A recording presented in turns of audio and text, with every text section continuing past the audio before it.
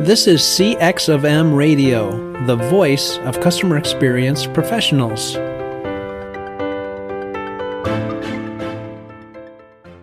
It's not always about being the best, but it's about making sure that whatever your promise is, that you're able to translate that into your organization, into behaviors that customers can align with, can appreciate, and can recognize as delivering on that promise, whatever that is.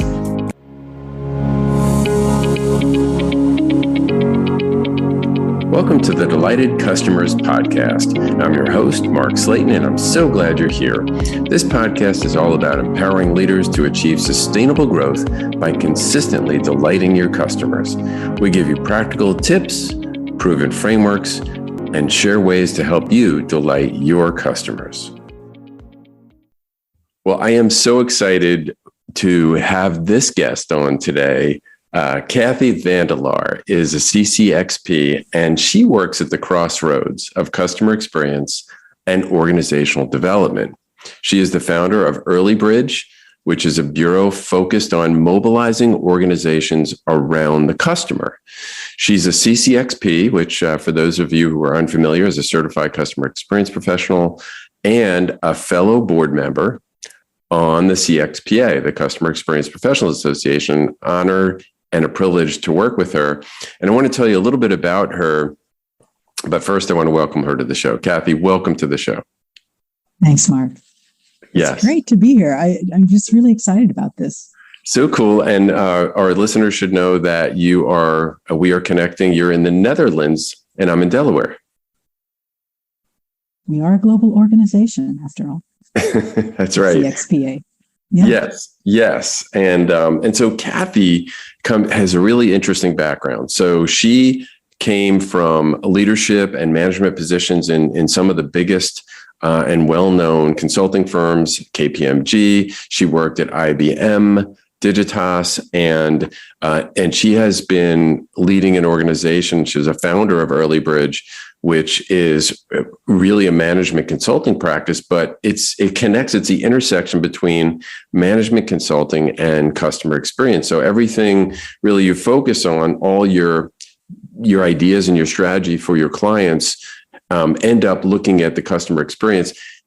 Tell me how you got from KPMG, IBM, all these big companies into the world of customer experience. Yeah, I always look back on that period because it was actually before I got into those companies. I worked for Digitas in Boston, and this was early in my career. And Digitas was an omni-channel consultancy in a time when that was a totally unheard of approach. So we were advising large companies like AT&T around strategy on how to optimize their customer strategy and customer contact. And because I worked in Boston, I worked with some super smart people where I absolutely grew up and learned a ton. And for me, it was it felt like I was at the birthplace of customer experience because it was something where this was the early 90s. And we were thinking about how to sort of develop our proposition for clients. And people came up with something called experience-based branding. And the whole thinking was, it's not about what you say you are, it's about what your customers think you are and how you are able to deliver on your brand promise in a way that customers actually experience that. And that was the idea around experience-based branding, that you implement your brand and you position yourself based on the experience that you deliver to customers through your channels. And I just love looking back on that because every time I do, it just makes me really proud to be part of that organization at that time. And I still have a lot of contacts from people that I worked with. And you start to look back and realize that you were working with some really revolutionary thinkers, some really forward-thinking people.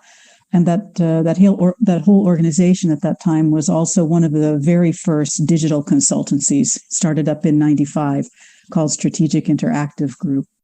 And just fantastic memories around that. But that's how I kind of fell into this and took my consulting experience from Digitas and moved to IBM, where I worked in both the North American and European organizations, and ultimately by KPMG, where I worked in world-class customer contact. Okay. All right. So I ended up where I am. That is a stealth background. You mentioned brand. Okay. You mentioned delivering on the brand promise for the customers as they experience it. So in your words, why do you think CX is a brand differentiator? I think for the reason I just said as well, is that customers determine how differentiated you are. And I think for that reason, it's really easy to talk about what we want to be, what we think we are, or those marketing promises that we make. But it's on the other side of the equation really about how serious are we about investing in making those things come true, and also being just really critical about whether or not we're truly delivering on the experiences that we've designed for our clients or for customers. But that's why I think it's really the brand differentiator. If you do it well, and it's not always about being the best, but it's about making sure that whatever your promise is, that you're able to translate that into your organization, into behaviors that customers can align with, can appreciate, and can recognize as delivering on that promise, whatever that is. But it's very important that those things align, what you say and what you do.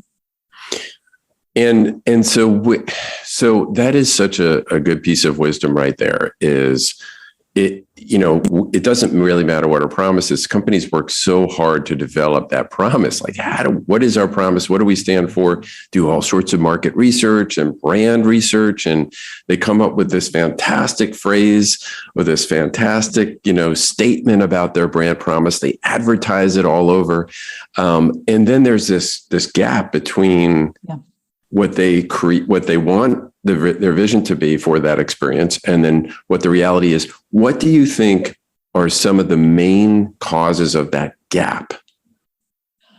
I think it's pretty simple. We just don't do the work.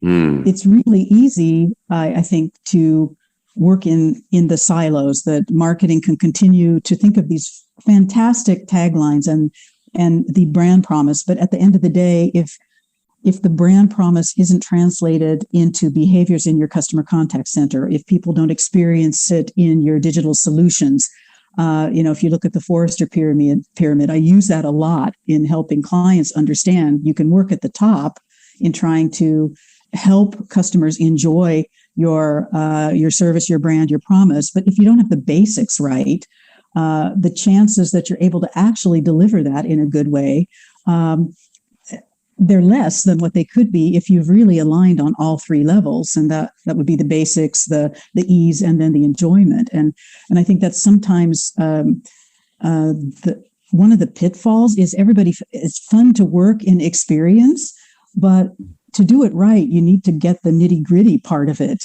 right as well. It's not just the fun side where we have to be focused. And that's all about aligning your operations with your promise and knowing which behaviors will deliver on that, not just in your customer facing, but also that your digital team is able to think from a customer perspective and not just build what they think is a fantastic app. And then after the fact, start scratching your head thinking, why aren't people using it? I still run into that quite a bit. Yeah. So would you agree with the statement that, because you use the word simple, so simple, but hard to execute sometimes? Yeah, exactly. Exactly. Simple is sometimes very complex in the execution. Yeah. Yeah. I am so fascinated by your background, and actually learned more about your background as you shared today. So you have such good perspective working, both inside an organization and then consulting from multiple organizations in different industries. When you reflect back on your own career, What do you think from a CX perspective now? What do you think were some of the mountaintops, some of the maybe the greatest success that you can look back and say, yeah, that was something that was a real win? It's funny, we were talking about on another point in time, but did a lot of work with Philips back in the day. And I think one of the things I look back on, if I'm thinking about where we made a big impact and was also very challenging to do, was really helping Philips to think about, from a customer perspective, what is our strategy? What is our customer promise? What is our engagement with our own people? And how do we get from having a customer promise to actually getting people to act in the best interests of our customer, alongside our best interests of our business, and understanding that that's okay, that these two things do go hand in hand. And that was a relatively long-term project at the time, and was very successful. We did some fantastic research work around customers and personas. And I still remember one of the things that that was very interesting is that there was a model that was used to define customer profiles and customer personas, and we analyzed that based on actual insights and data, and came up with a segment that had not been identified in that model. And the segment was early adopters, which was for Philips the absolute most profitable segment. Yeah, because the guy that buys the big TV is also the guy that buys the newest shaver. And they wanted to be able to engage those folks as early as possible with new product launches in the day. But that group was not identified, even though we had often the data to know who they were. But we weren't able to identify that because we were working with a model, because they were working with a model. And then the reality of it was completely different. A lot of things we were able to confirm, but this segment, I remember that being such an eye opener for everyone, because it was a sort of surprise that they missed it. And at the same time, sort of, of course, this is our most important segment. And I'm still really proud of the fact that we were able to identify something like that, and then design also a customer strategy around the entire process at that time. This was with home appliances back in the day. Yeah. So the idea is to do the research up front, to really understand who your customers are, and do some segmentation. Yeah, and use your data. Really use your data. And not this was I forget which model it was, but one of the models that you can buy on the market, to say these are the customer segments that everybody has. And to a certain degree, that's true, but your data is more about who your customers are. And that's one of the things I often find that is a challenge with organizations, is having usable data and understanding what makes it usable. How can you use it? How can you build a sport ultimately?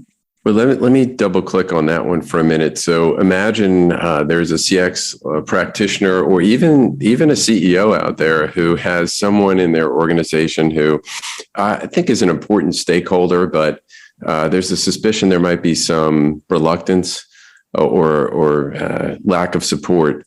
What advice would you have to someone like that, to say, hey, how can I bring them along and get them on board? I always try to involve them up front, that I want to do some co-creation. I've literally sat at a table with a division head where I was explaining what we were doing. And I went in with nothing except my book. And I drew everything as if we were thinking of it at that moment in time, which of course I had probably 15 versions of that PowerPoint that I could have used, but I drew it. And he started drawing with me. And that was very powerful. And to this day, I pitch a lot of projects with brown paper, where I don't go with PowerPoints. I go in with paper, or I use flip overs, and I draw things. Yes. And I hang them up. And the funny thing is, people start taking pictures of your brown paper. And I said, but guys, I'm leaving this thing here. You can have it. You can keep this. Yeah, you can keep this. And but I would say try to engage them on the front end as a stakeholder who you want to have want to have them have a say in it, that it's not all fully baked, that there's room for input. And I think that's the one thing. You want to think it through, but you want to give them the opportunity to think it through with you, because you can still change courses a little bit if you need to, or change some things around, but it gives you the chance to understand each other better. And not everybody is open to that, but I would say give it a shot, because if you're there and you're open and transparent in what you're trying to do, and that you really want their input because you want them as a champion, or you want them as a sponsor, or as somebody who's willing to work with you in realizing the goals, but also trying to understand what's their motivation, what makes them, how will this help them be successful, and to showcase what it is that they're trying to achieve as a senior leader. And I think that those are things that are important, is to understand everybody's motivation. How can they shine with your project, with your success?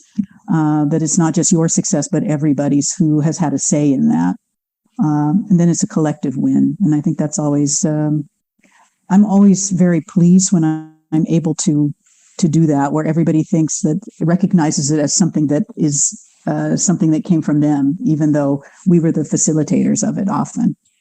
Let's jointly define the problem, right? So let's kind of this thinking out loud, this, you use the brown paper example, but the same principle applies, is like invite them, give them an invitation to be part of this discussion, so they become insiders, right? Rather than Exactly. just bulldozing through and them feeling like outsiders, right? Yeah, I think that's a really important one, because we're often, when we're in these situations, or at least I recognize this a lot from being on the other side of the table as well, people come in and they just are spewing information out of enthusiasm often, which doesn't leave a lot of room for a dialogue. You are listening to the Delighted Customers podcast. I'm Mark Slayton, your host, and if you're just starting out on your CX journey and need help with a CX strategy, I know it can be tough. Maybe you've been on your journey and just need help getting to the next level. I've walked the walk as a CX practitioner, and I know the real world challenges you're facing. I'd love to come alongside you and put our heads together and jointly define the problem that needs solving. Let's have a live conversation. You can reach me at empoweredcx.com. We are back with Kathy Vandelar, the founder of EarlyBridge. And then the other thing that I think is so important in what you said is like help them be successful. And in order to do that, you first have to understand what matters to them. What are they hoping to accomplish from where they sit, wherever that is. Just some really good gems there, Kathy. And it's no surprise to me, because you've got all this experience and you've done it in so many different environments. To give that illustration of the brown paper, that's the kind of thing that's going to be sticky. Someone's going to, brown paper, am I? And people, it would be so cool if some point, whether we ever learned of it or not, said, or did, actually took out a sheet of paper, started drawing, or a flip chart page, or you call it flip over page, and and actually collaborated with a stakeholder. How cool would that be? It's I love doing that, because you're standing there with a marker, huh? And sometimes I just walk up and I give the marker to somebody in the group. Yeah. I said, can you draw that up there for me? And then you start to get this dynamic situation, and I absolutely love how that works.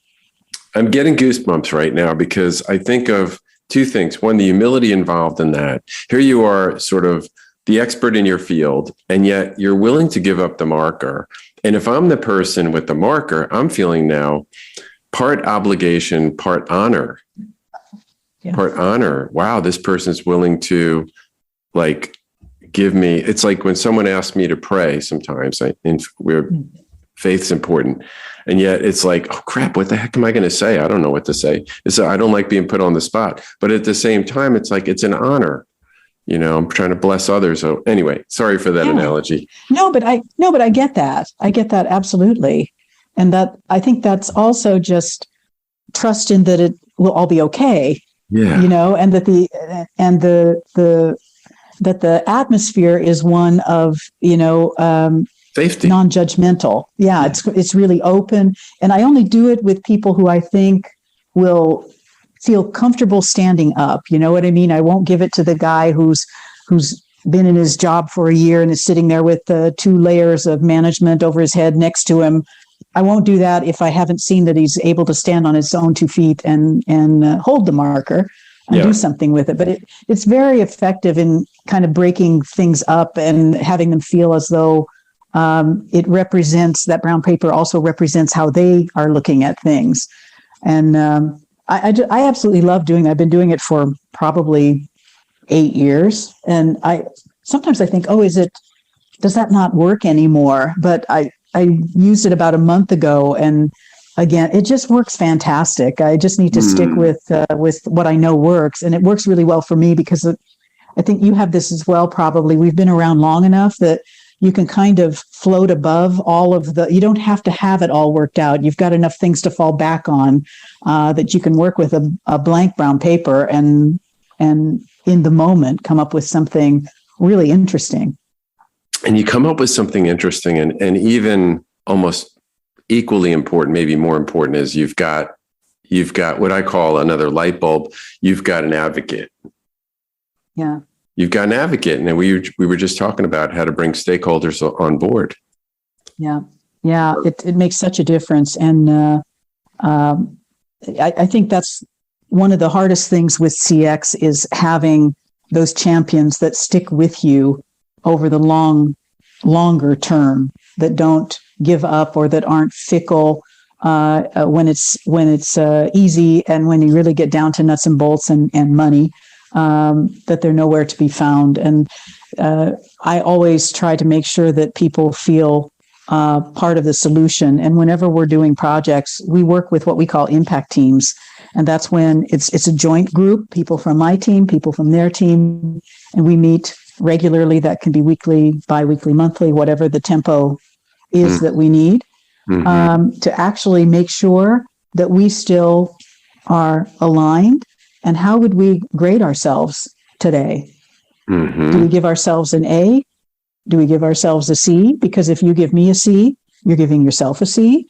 But we're in this together. So we shouldn't wait till the end and then review and have everybody say, I want to know now. I want to know when you start having that feeling, and you should know it from me as well when I start having that feeling. And because we're in it together, and we want to make sure we come to an end result where everybody can be proud. And that's also that engagement once you get your stakeholders on board, but it's also about demanding their attention throughout and not letting them off the hook onto the next big project when this one hasn't even been finished. And it's so tempting to want to get things accomplished that you want to take, what do they call that in relay races? The stick or the whatever. The handoff, the baton. The baton, yeah. You want to just, I know I can take it across, and it's like, well, the ownership needs to be with us. You need to have some ownership in this along the way. And for me to go on my own, do things for 2 months, and then come back and say, okay, it's done. Ooh, you start to lose their buy-in. Yeah, absolutely. All right. Well, I love what you talked about a while back, which is the C-suite, and this is a challenge for CX leaders all over, is how do you influence? How do you get the support? We talked before about some cases it's actual dollars, budget dollars for initiatives. Other cases it's just, I need your people. So I need you to let your people know that this is important to you. Therefore it should be important to them. Right. So you described this to me, and I found it very intriguing. This idea of disrupting the C-suite. So how did you evolve to this strategy? And can you help share, define it for us? Sure. Let me try. How did we evolve to this? I think out of frustration, somewhat. Yeah. Also because of feeling a sort of untapped potential in organizations as a result of sort of weak approaches if you know what I mean. Too little commitment, not enough real seriousness about making something happen. When you recognize as a partner, because we view ourselves as a partner for our clients, when you recognize that there's a lot more possible, they have the big, hairy, ambitious goals, but the actions that are attached to it don't come anywhere close to what's necessary to actually break through and achieve those goals. And there's a sort of moment of frustration where I actually pitched a client on something they didn't ask for because it was the solution that they needed. And that was a knockout punch. We were one of more parties, and I simply stood there and said, but this isn't what you're asking for, isn't what you need. What you've told me is this is your problem. I recognize this problem because we're a preferred supplier. This is how that's been limiting your growth from my perspective. Yeah. The last time. My pitch is this. And so we actually would win this, go on to win this business. And we pitched the whole project based on leadership as the catalyst for customer centricity. Because if you don't have a mechanism to get that into your business and to have it be part of the DNA, I said it's not about customer centricity as skills, which was something that they were thinking we need to train people to be more customer focused. I mean, that's part of it, but it's more about actually embracing the whole idea, embracing the strategy, having ownership for it, getting the room to be able to fill it in your own way, in your own place in the organization. And so this has been something from several years ago that was something I thought at the time, this is different than how we normally would pitch things, but I felt the need to do it. So anyway, that's a little bit of rambling about that, but we chose that primarily because we know it works. And so we want to challenge the status quo of how people are thinking about their current situation and have that strategy that they've developed, they've spent a lot of time investing in, really take hold and get traction. And that requires that they really take a look at how serious are we and how are we going to make this part of our movement? How can we mobilize these people in our organization through leadership to actually get us from strategy to action and to change, where ultimately we can get to the business results that are behind the fact that we've created this strategy. So that's a little bit about where that comes from. But I don't know if that answers your question. So what I heard is that there has to be an understanding that leadership's support is critical to any success we're going to have as far as changing the experience for the customers. And so this idea, like in the example, the illustration you just gave, was the customer was asking for, or the client was asking for this particular solution. How would you respond to it? And you're saying, no, actually, we see the problem as, maybe we see the problem as similar, but we see a very different solution for it. And here's why. So I guess what I'm saying is, if someone else wanted formulaically to, I don't even know if that's a word, but if they wanted to use this and apply this idea of disrupting the C-suite, what would that mean? Would they need to, really try first to understand what the problem is and then say, this is what I think you need? Well, especially working from a strategic perspective, understanding the strategy. Where are we going in, for example, 2025 or sometimes even 2030 now is on the table. And these are pretty big changes then if you're talking about 2030. These are our core business changes to business models that are also being disrupted because of sustainability issues, diversity, also, of course, the digital theme, which is really very current, but has a huge impact on business models. And oftentimes we're still working from digital instead of from disruption. And really, how serious are we about tackling the future ultimately. And to me, it's about understanding the strategy and really understanding what that strategy is going to require of our people, and making them part of the solution.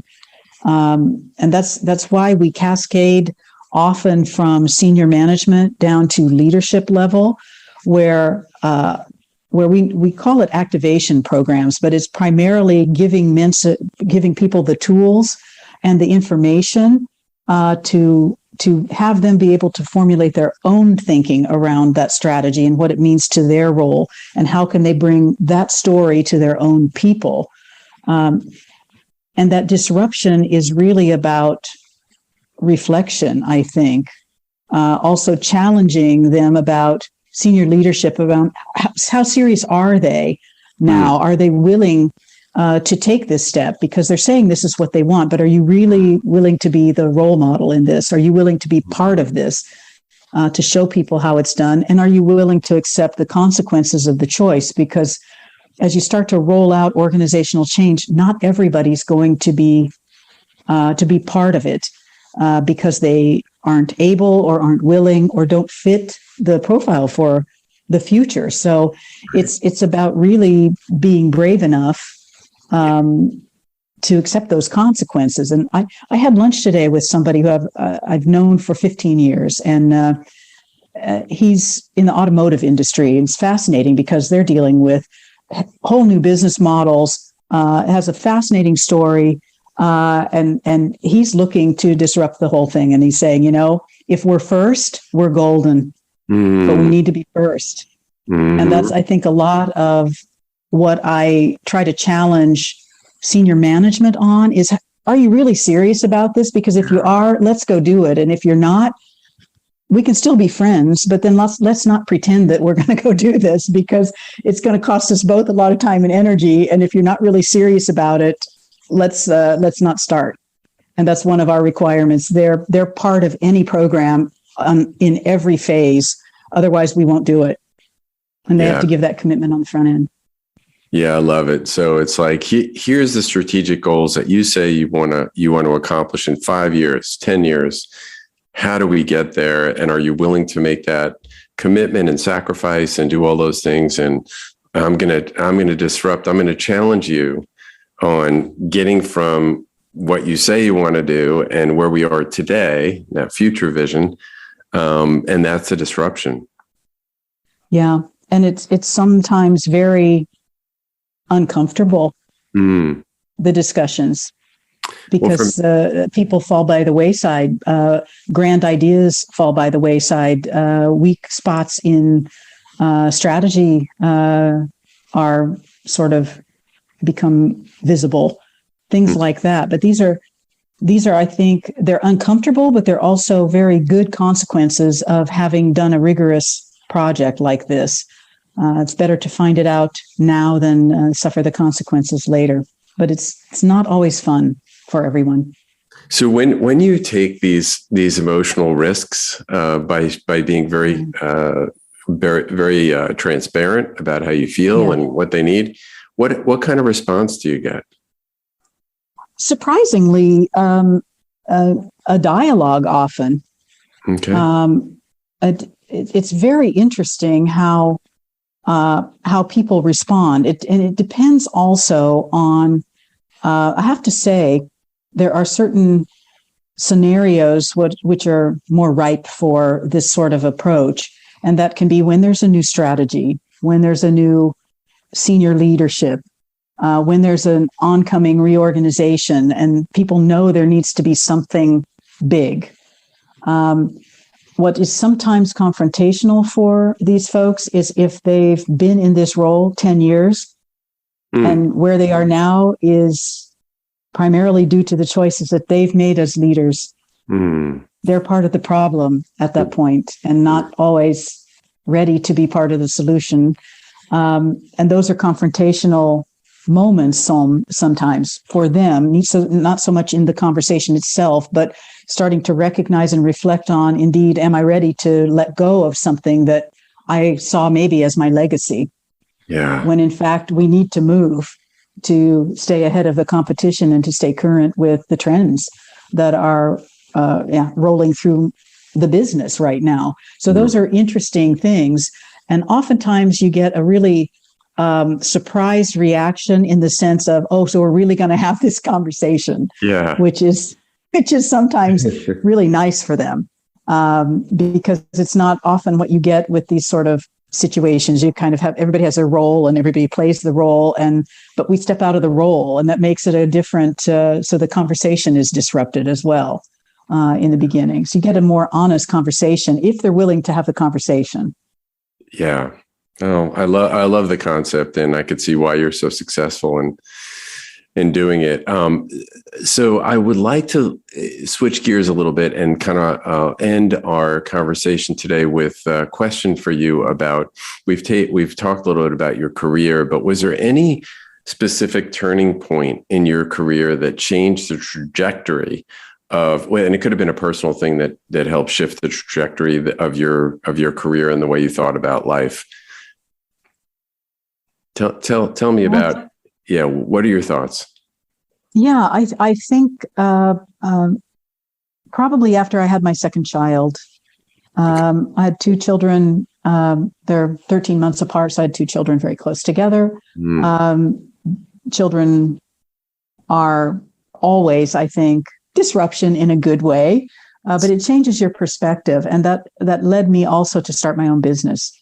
And that was something that I did partly because I wanted the flexibility, but also because I had a drive to do it differently than what I had been doing within the consulting framework, which is pretty familiar with for everybody. I think that there's a certain structure within large consultancies, and you have to find your way within those constructs. And I had reached a point where I didn't want to do that anymore. And so that was, for me, a big step, was to start for myself. But that was also laying the groundwork for where we are now, which I'm very proud of. And I had, within a year, I had two clients, very large clients, which meant that I had to make a decision of whether I was going to just remain a freelance consultant, or if I was going to take the step of actually setting a business in motion. And I decided to set a business in motion. And that's the foundation of EarlyBridge. And so those are the life-changing moments, business and personal, at that point, came together for me and just created this crossroads that sent me on this trajectory, which I never could have imagined all these years later would have brought me to where we are. What a great story.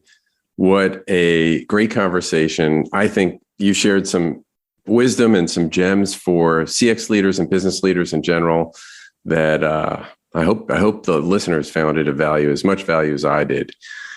So Kathy, if somebody was interested, I know you're based in the Netherlands, and you work for companies that are mostly in that area, but I know also you have plenty of contacts in the US, and our listeners could be anywhere. So if they wanted to get a hold of you, how might they reach you? I think there's a couple of easy ways. LinkedIn, you can find me on LinkedIn. That's maybe the easiest. I'm happy to link. Always happy to spar about ideas, anything, share wisdom. And you can also just mail me at Kathy@earlybridge.com, or check on the EarlyBridge website.com. Excellent. Well, thank you so much for being on the show. Thank you. Thank you so much for inviting me. Thanks for listening to the Delighted Customers podcast. I'd like to ask you a favor. If you have enjoyed this episode or any of my other ones, hit subscribe or follow. I've got a lot of other great guests that are coming up and a lot of other great content, and I don't want you to miss anything. You can find any links or references on the show in the show notes, and you can find those on my website at empoweredcx.com. Thanks for joining us for this session of CXFM Radio. Be sure to rate, review, and subscribe to the show, and visit cxfm.org for more resources.